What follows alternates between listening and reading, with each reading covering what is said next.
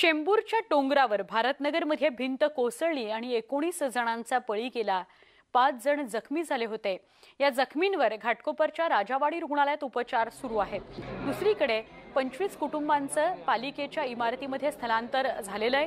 त्याचबरोबर त्यांच्या आरोग्याची आणि जेवणाची व्यवस्था करण्यात आली आहे। एकूणच ही घटना घडली कशी याबाबत या कुटुंबियांशी संवाद साधला आमचे प्रतिनिधी मनोज कुलकर्णी यांनी।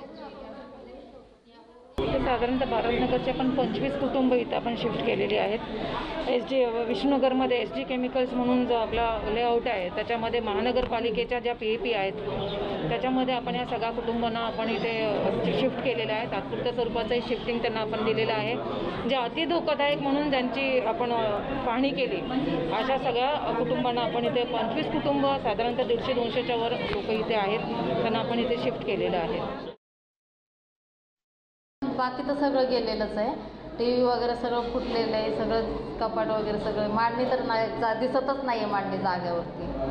सगळं गॅस वगैरे सगळं गेलेलं आहे। तुमच्या घरामध्ये किती सदस्य आहेत? आम्ही 5 जण आहेत, 3 मुलं आहेत आणि आम्ही 2 नवरा बायको।